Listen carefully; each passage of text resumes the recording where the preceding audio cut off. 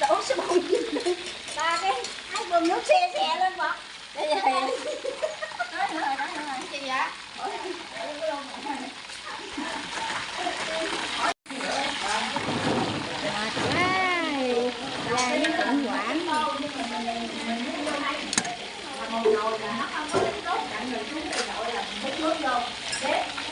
bỏ vô là mình xuống mình múc lên liền nghe hiểu chưa?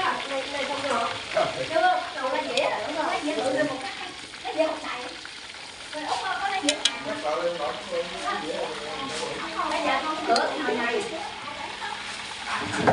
hiểu chưa? Đầu tiên mình làm cái này để ăn đầu dấu lấy đéo biết cái cháu như bằng khoai chứ chị nhưng mà bây giờ mình làm mình ăn bật lửa to to lên múc vô đây rồi mình múc bỏ múc bò nhiều lượng nó đầy đủ đừng đậu mình sẽ rút nó tắt liền còn cái nồi kia thì xả lửa đi rồi phải nhắc ra rồi bây giờ múc cút bỏ 2-3 nước cút vô con mà làm thật đâu được ra đâu nói với sàn luôn á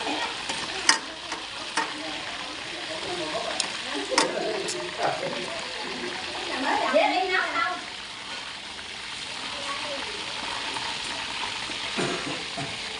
nó trừ hương tiên tỉa nhiều chứ sao có mình cái ngày nay không có là biết cho nó sống vô chén vàng rồi múc nước sốt giờ gói vô thôi ơi làm nước sốt nó nấu lên rồi đi ăn hoài nó khóc luôn còn chợ có tủ rồi nãy chợ gì tủ lên đó cái gì có gì để tủ tên lâu lâu chị muốn đánh chạy điện vào để cho nó hương nước lạnh mà không chạy nữa được nó chạy tốt hơn nè tủ lạnh nó xưa chạy tốt lắm khổ vậy ủa nói ấy điện thoại sao đụng đồng rồi bây giờ nó về đây nghĩa là cái thịt đó nó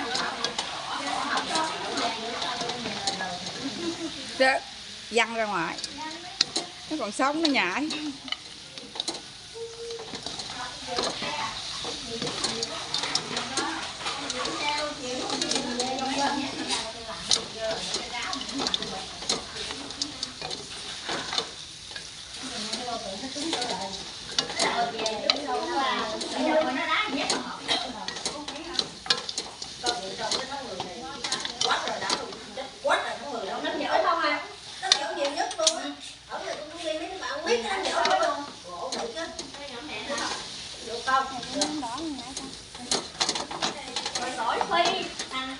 được rồi đẹp rồi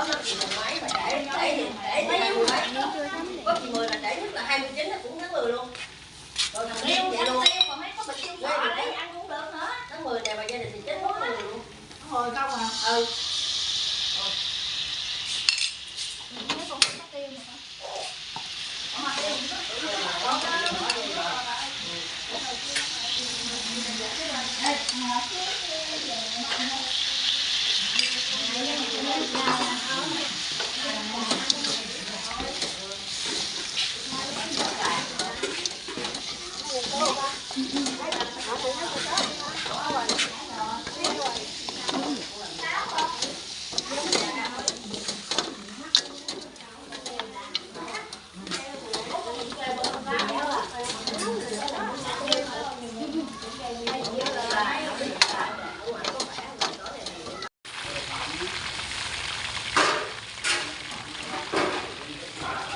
đây là cánh gà chiên nước mắm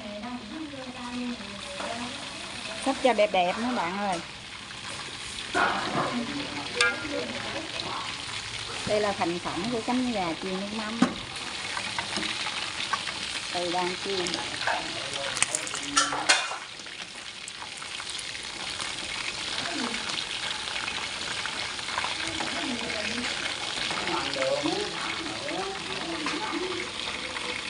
Trời coi đây bài bà. Chút nữa xong phim mà.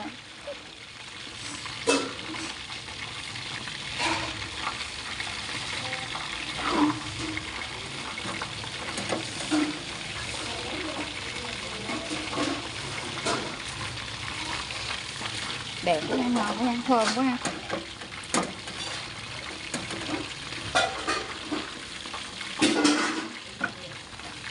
Đây đó, xong một dĩa. Thành quả nãy giờ được một dĩa.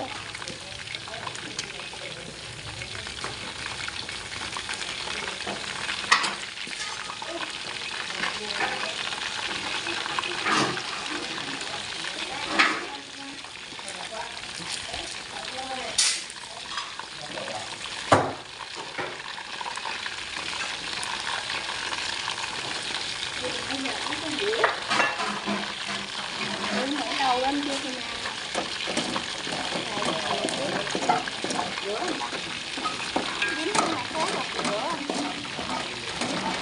giờ nãy quên đi hai người vậy đó. Sao? Không biết nó tôi dung rồi sao giờ thấy không có sao. Rồi nó nhảy xuống Nó làm hay quá ta. Đây là đầu bếp. Ăn cặn quá. Đây